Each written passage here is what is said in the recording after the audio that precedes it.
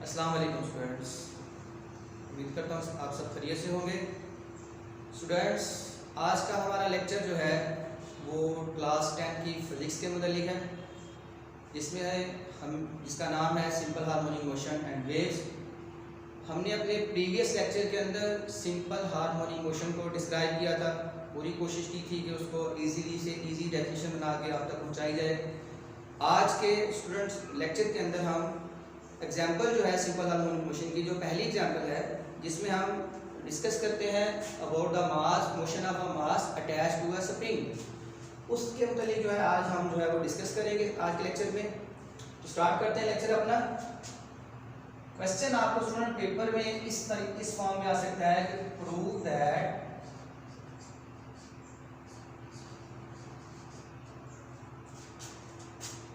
The motion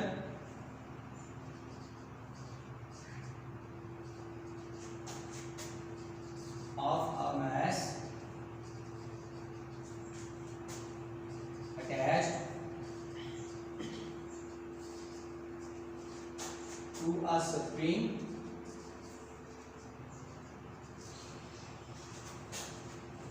is simple harmonic motion।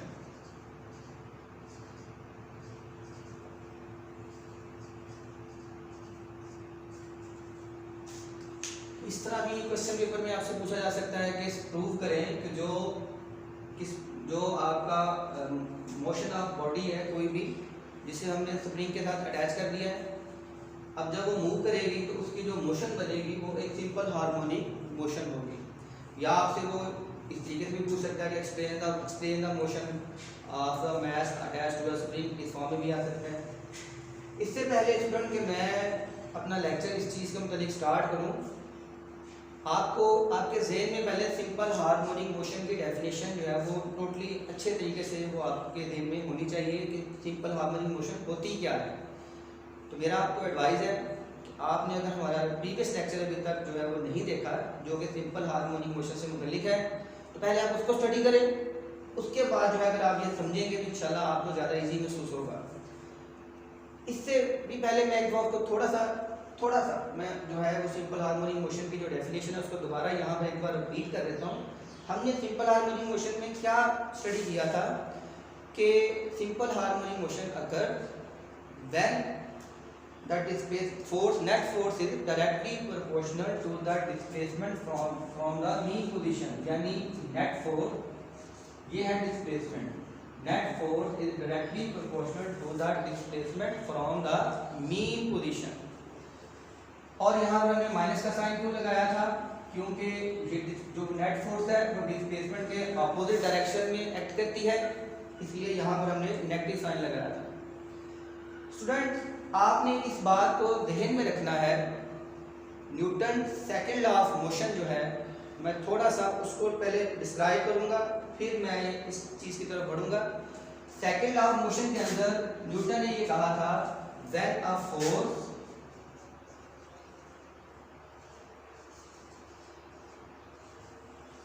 applied on a body, it produces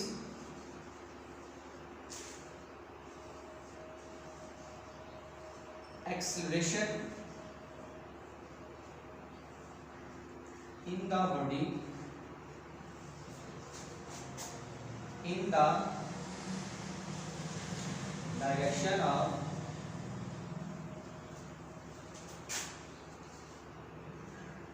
force. कि जब हम किसी body के ऊपर कोई फोर्स अप्लाई करते हैं तो ये फोर्स क्या करती है? एक्सेलरेशन प्रोड्यूस करती है बॉडी के अंदर। 9th क्लास का टॉपिक है ये वाला। In the direction of force की डायरेक्शन में एक्सेलरेशन प्रोड्यूस करती है।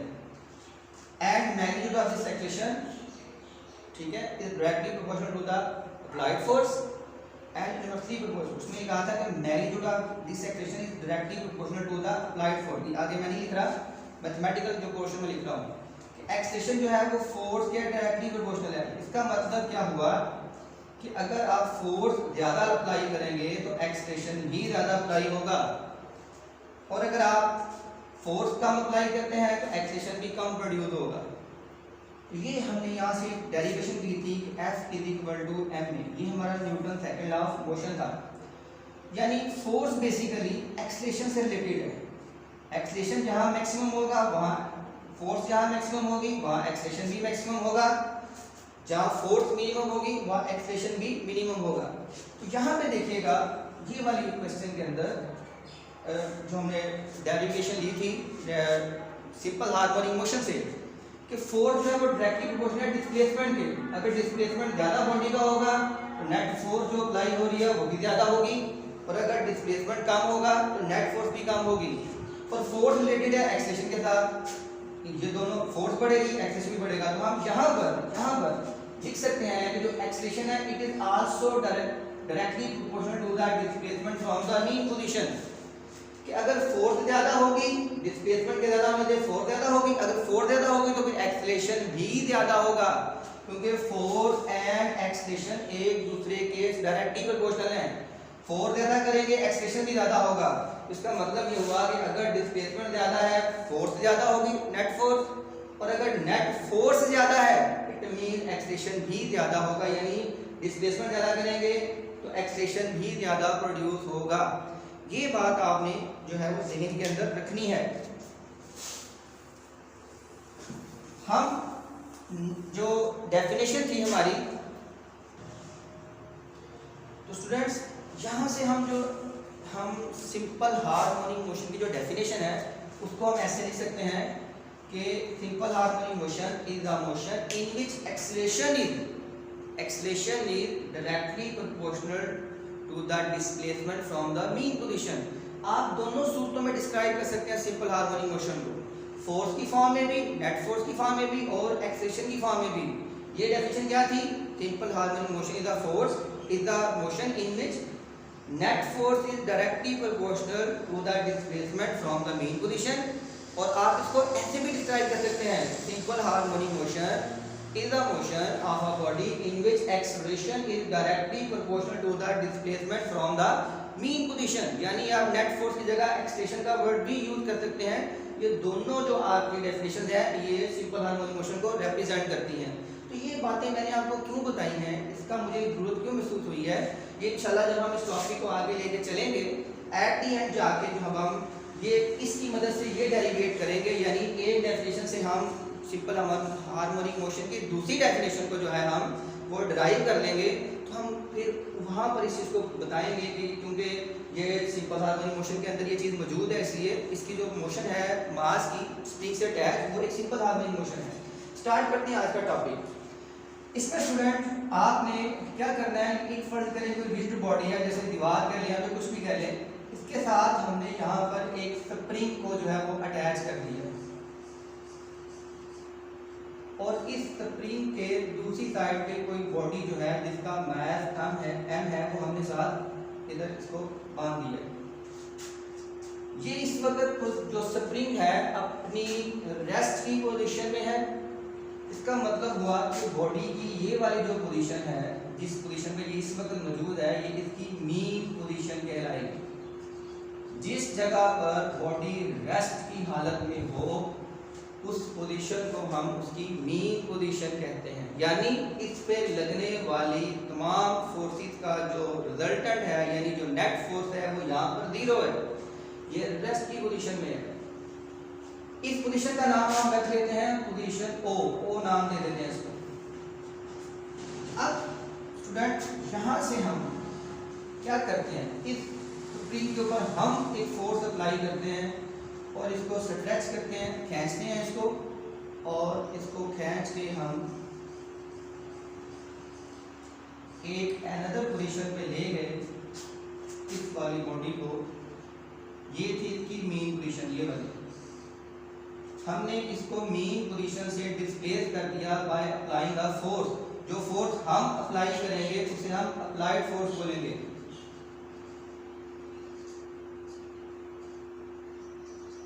अप्लाइड फोर्स जो हम इस पे अप्लाई कर रहे हैं वो भी जाहिर बात डायरेक्टली प्रोपोर्शनल डिस्प्लेसमेंट के, यहाँ माइनस नहीं लगाएंगे, अप्लाइड फोर्स में यहाँ माइनस नहीं आएगा।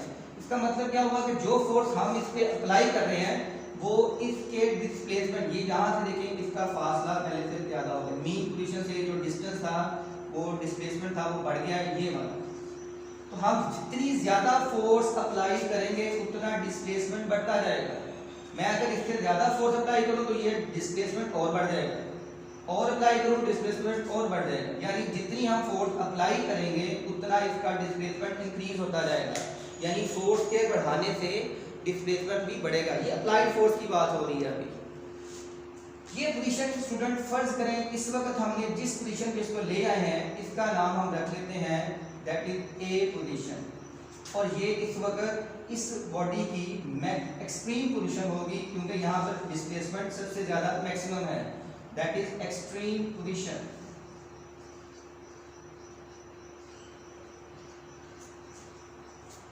अब स्टूडेंट्स आपको इस चीज़ का खूबी अंदाजा होगा कि जब हम इसको छोड़ेंगे तो क्या होगा, ये स्प्रिंग इसको पुल करेगा टुवर्ड्स ओ, यानी towards the mean position.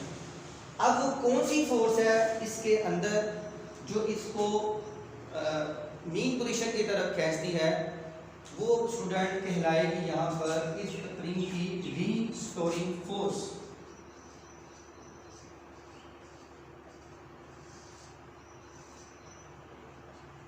Restoring force.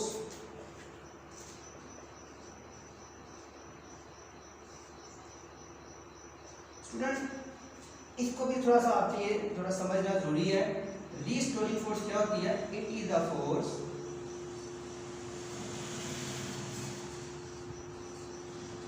That pushes or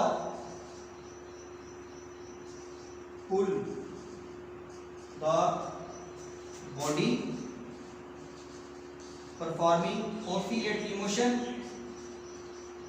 towards the mean position। Restoring force क्या होती है?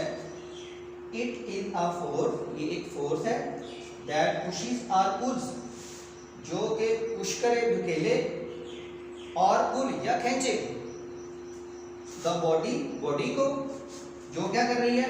ऑसिलेटरी मोशन कर रही है टुवर्ड्स द मीन पोजीशन, उस बॉडी को मीन पोजीशन की तरफ खींचे। इसका मेन पर्पस बॉडी को मीन पोजीशन पर लाना है। इस फोर्स का मेन काम बॉडी को मीन पोजीशन में लाना है। अब ये आई कहां से? स्टूडेंट्स जब हम किसी भी बॉडी के ऊपर नेचर के खिलाफ काम करते हैं, उसकी नेचर के खिलाफ, जिस तरह मैं आपको अनदर एग्जांपल देख देता हूँ। एक ईंट है, जमीन पर पड़ी हुई है, उस ईंट में कोई एनर्जी नहीं होगी, कोई फोर्स नहीं होगी उसके अंदर। हमने उस ईंट को उठाया और उसे बुलंद करना शुरू कर दिया। हम अब क्या कर रहे हैं? जमीन की नेचर के खिलाफ काम कर रहे हैं। जमीन बॉडी को क्या करती है? नीचे की तरफ खींचती है, लेकिन हम उसको ऊपर की तरफ उठा रहे हैं, यानी अर्थ की जो ग्रेविटी है, फोर्स ऑफ ग्रेविटी है, उसके अपोजिट वर्क कर रहे हैं। उसकी हमारी इस अर्थ की नेचर क्या है? वो बॉडी को नीचे खींचती है और हम उसकी नेचर के अपोजिट चल रहे हैं। जब भी आप नेचर के अपोजिट चलेंगे किसी भी बॉडी की, और जिस बॉडी पर आप वर्क कर रहे हैं, जैसे हमने ईंट पे वर्क किया, हम इसको उठाते गए एक सर्टेन हाइट तक ले गए, तो स्टूडेंट जो हमने वर्क किया है उसको उठाने में, वो उसके अंदर एक एनर्जी की फॉर्म में स्टोर हो जाएगा। उस ईंट के अंदर एक एनर्जी की फॉर्म में ये वर्क जो हमने किया है उसके अंदर एक एनर्जी की फॉर्म में स्टोर हो जाएगा।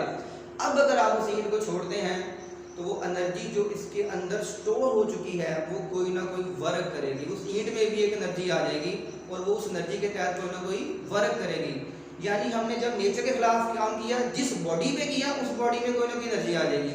बिल्कुल इसी तरीके से आप इधर आ जाए, अब ये स्प्रिंग है, स्प्रिंग की नेचर है कि ये मीन पोजीशन पे बॉडी को रखता है, रेस्ट की हालत में रखना चाहता है, लेकिन हमने इसकी नेचर के खिलाफ इसको, अब स्प्रिंग किधर खींचेगा? इसको इस साइड पर, पुल करेगा इसको इस साइड पर, हम उसको लेके जा रहे हैं उस साइड पर, तो हमें एक वर्क करना पड़ रहा है।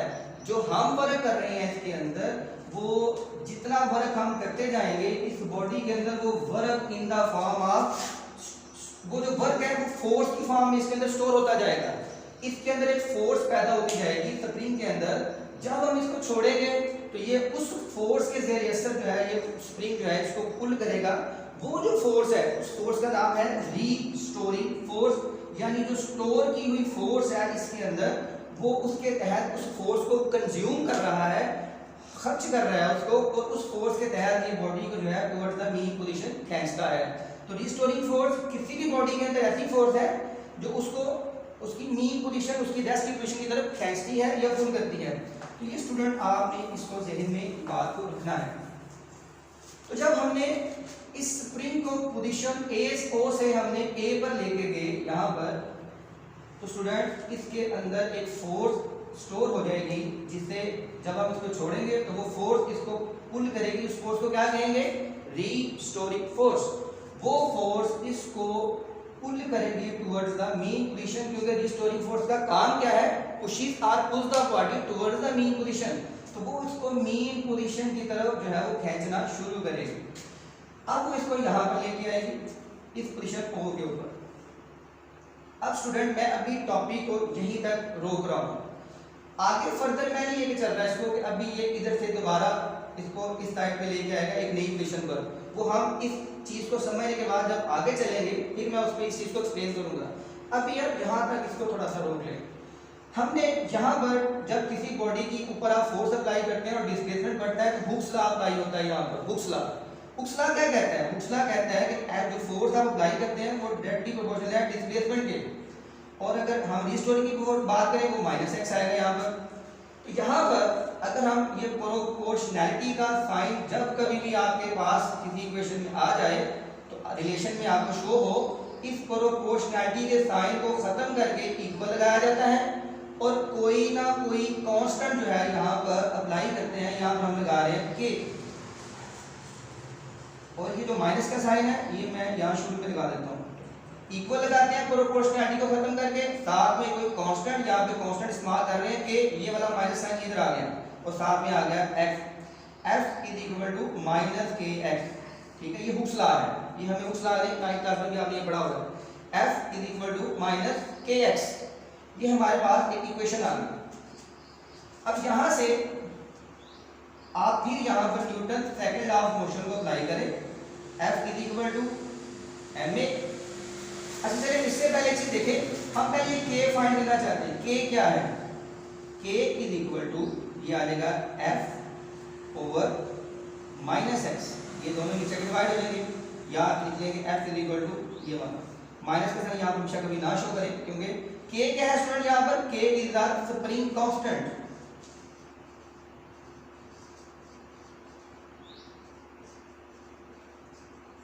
इसे स्प्रिंग कांस्टेंट कहते हैं। इसकी वैल्यू का जो इंसार है वो स्प्रिंग की स्ट्रक्चर के ऊपर है कि स्प्रिंग जो है वो कितना थिन है या कितना थिक है। अगर कुछ स्प्रिंग थोड़ा सा थिक हो, मोटी वायर का बना हो, तो उसके अंदर इसकी वैल्यू मैक्सिमम होगी, जो फोर्स प्रोड्यूस होगी वो काफ़ी मैक्सिमम होगी। और अगर वो थिन है, आपने कभी भी एग्जाम्पल के तौर पर देखा होगा कि जो स्प्रिंग है वो बारीक वायर का बना हो तो आप उसको इजीली जो है वो पुश या पुल कर सकते हैं।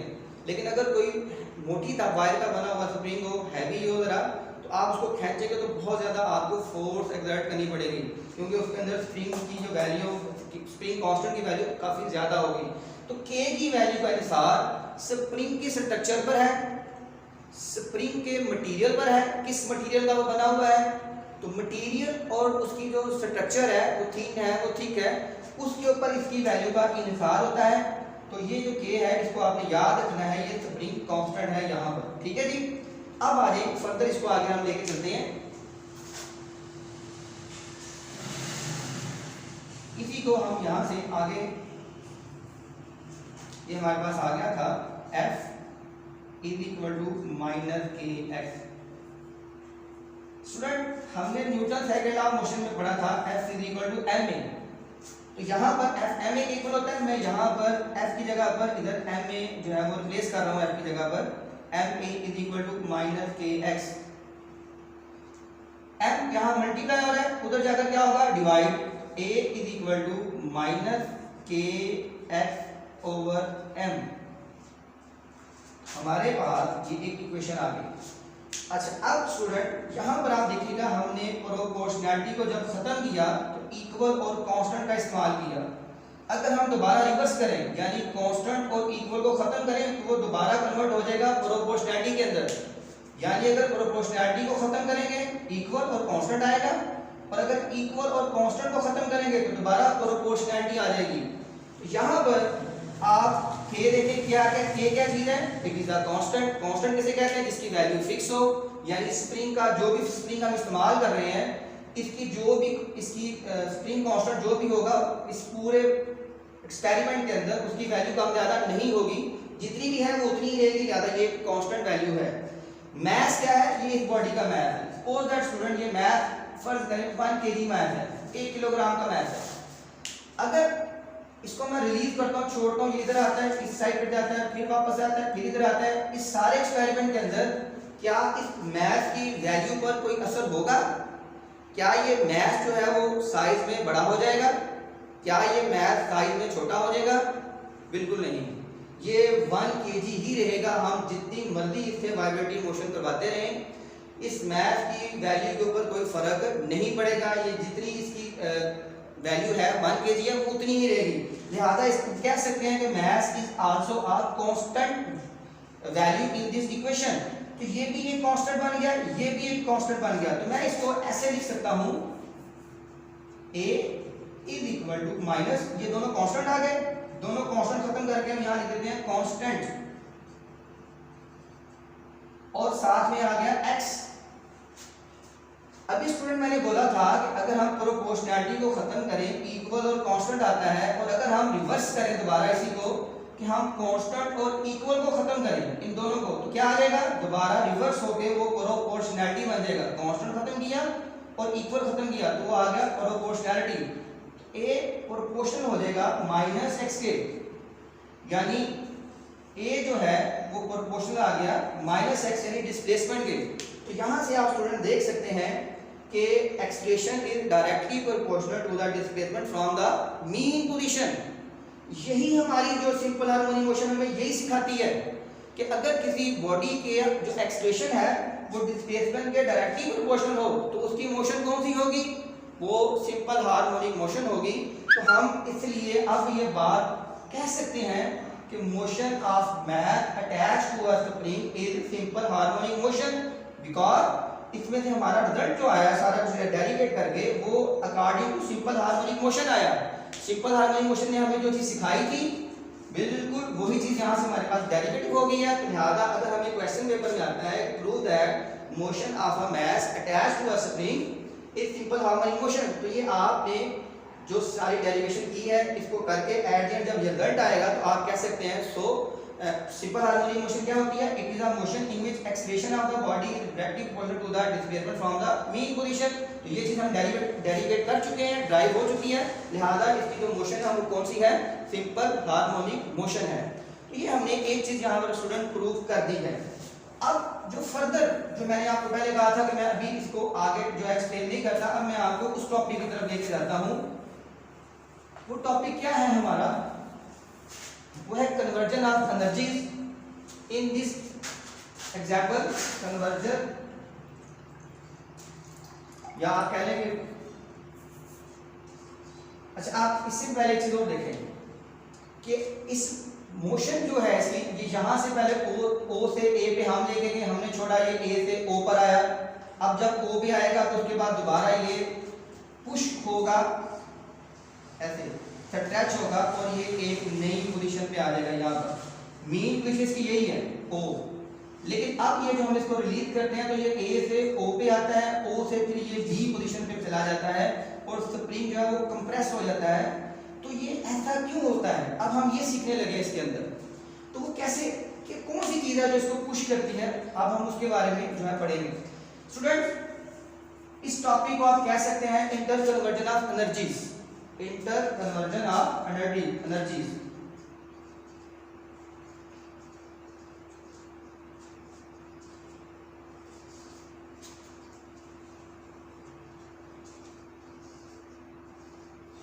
एनर्जी एक दूसरे में कैसे कन्वर्ट होती हैं, ये टॉपिक, इससे पहले टॉपिक को स्टार्ट करने से पहले मैं आपको law of conservation of energy का जो टॉपिक था आपने स्टडी किया हुआ पहले, उसको याद दहानी करवाना चाहता हूँ।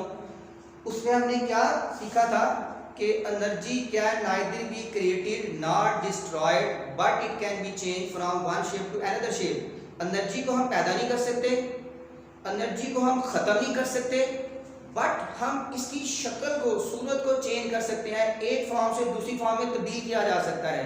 ये था हमारा law of conservation of energies.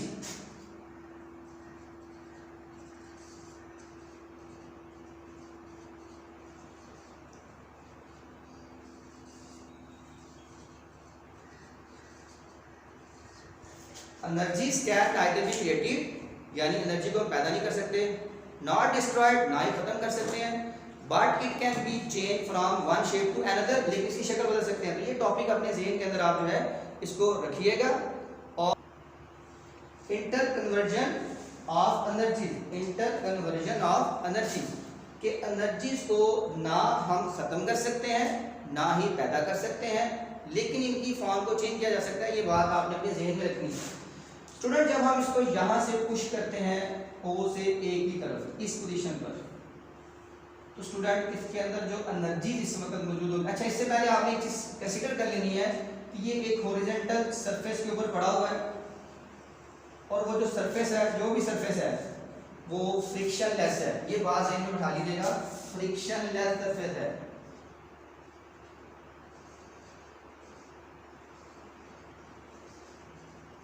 जो सरफेस है वो फ्रिक्शनलेस है, ठीक है। यानी हमने कंसीडर ये कर लिया है कि इस सरफेस के अंदर कोई फ्रिक्शन नहीं है। इस पोजीशन के ऊपर ये जो ए पोजीशन है इसकी, यहाँ पर दो तरह की, आपको पता है किसी बॉडी में एनर्जी दो तरह की होती है, एक होती है उसकी पोटेंशियल एनर्जी और दूसरी होती है काइनेटिक एनर्जी। ये स्टूडेंट इसकी है मैक्सिमम पोजीशन, एक्सट्रीम पोजीशन जिसे हम कहते हैं।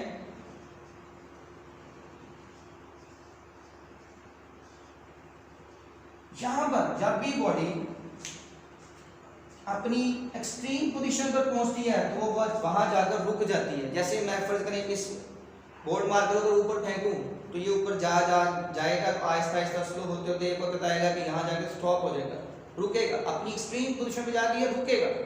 जब ये रुकेगा तो स्टूडेंट वहां पर इसकी वेलोसिटी जीरो हो जाएगी। तो जब वेलोसिटी जीरो होगी, आपको पता है कि जो काइनेटिक एनर्जी होती है उसका फॉर्मूला है 1/2 mv का स्क्वायर। तो जब इस किसी भी जगह पर वेलोसिटी आपकी जीरो हो जाए तो जीरो का स्क्वायर जीरो ही आएगा, और जब जीरो को किसी भी चीज से मल्टीप्लाई करें आंसर होल आंसर जीरो आता है। तो जब ये इसकी एक्सट्रीम पोजीशन है, यानी यहाँ पर बॉडी रुकेगी कुछ लम्हे के लिए, जब रुकेगी इसकी वेलोसिटी जीरो होगी, और अगर वेलोसिटी जीरो होगी इस पर का मतलब हुआ कि इस पोजीशन पर सारी की सारी काइनेटिक एनर्जी जीरो हो जाएगी। अब आ जाए पोटेंशियल एनर्जी की तरफ। पोटेंशियल एनर्जी स्टूडेंट, ये वैसे इसका फॉर्मूला है mgh।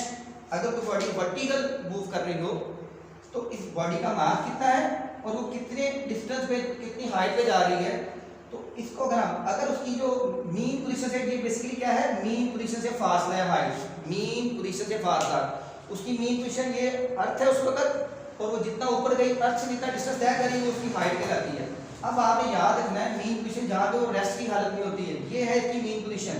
ये जो फासला होगा ये वाला, ये बॉडी का, आपको पता है कि ये ए पोजीशन पे इसका फासला मैक्सिमम है, ज्यादा से ज्यादा फासला है। जब ये वैल्यू आप ज्यादा से ज्यादा फर्ज करें, यहाँ पर m फर्ज करें 1 kg है, g यहाँ पर 10 ही होता है, यहाँ पर h अगर फर्ज करें हम 10 लगा दें तो ये आ जाएगा 10 10 100। अगर मैं h की वैल्यू बढ़ा दूं, यहाँ पर 10 की जगह मैं 20 कर लूं, ये बन जाएगा 200। यानी जितना फासला आप बढ़ाएंगे पोटेंशियल एनर्जी भी बढ़ती जाएगी। इसका मतलब हुआ कि अगर हम डिस्प्लेसमेंट इंक्रीज करते जाएं, जितना भी हम इंक्रीज करेंगे ये वाला फासला मीन पोजीशन से, तो पोटेंशियल एनर्जी बढ़ती जाएगी। अब इस पोजीशन पर इसका डिस्प्लेसमेंट सबसे मैक्सिमम है, इट मीन यहां पर जो पोटेंशियल एनर्जी होगी इस पोजीशन पर दैट विल बी मैक्सिमम।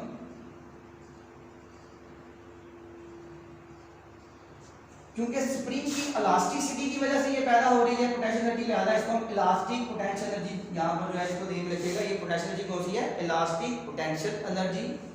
यहां पर ए पर ये मैक्सिमम है, क्यों मैक्सिमम है, क्योंकि इसका displacement from the mean position वो मैक्सिमम है। और काइनेटिक एनर्जी इस जगह पर जो है वो जीरो है, क्यों जीरो है, क्योंकि एक्सट्रीम पोजीशन पर बॉडी अगर रुकती है, जब कुछ लम्हे के लिए रुकेगी वेलोसिटी जीरो होगी, तो ये सारी की सारी काइनेटिक एनर्जी जीरो हो जाएगी। अब अगर हम इन दोनों का सम लें तो कोई ना कोई आंसर आएगा। सपोज दैट मैं कहता हूं इन दोनों को प्लस करके हमारा आंसर आ गया 15, that is total energy of the body. Total energy in दोनों को सम करके जो एनर्जी आएगी वो टोटल एनर्जी है, वो फर्क है 15 जूल आ गई।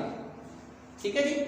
अब स्टूडेंट मैं इसको रिलीज कर देता हूं, छोड़ देता हूं। जब छोड़ूंगा इसकी जो रिस्टोरिंग फोर्स है बॉडी की वो इसको पुल करेगी टुवर्ड्स द मीन पोजीशन, इधर खींचना शुरू करेगी। जब ये यहां से सपोज दैट यहां पहुंचा इस जगह पर, तो यहां से देखिए आप जो डिस्प्लेसमेंट है वो पहले से कम हो गया। जब डिस्प्लेसमेंट कम होगा इसका मतलब पोटेंशियल एनर्जी जो है वो कम होती जाएगी, क्योंकि अगर आप h की वैल्यू कम कर दें, 10 की जगह मैं 5 कर दूं, तो हमारे पास आंसर कितना आ गया 50। अब एनर्जी पहले से कम हो गई, तो जितना पोटेंशियल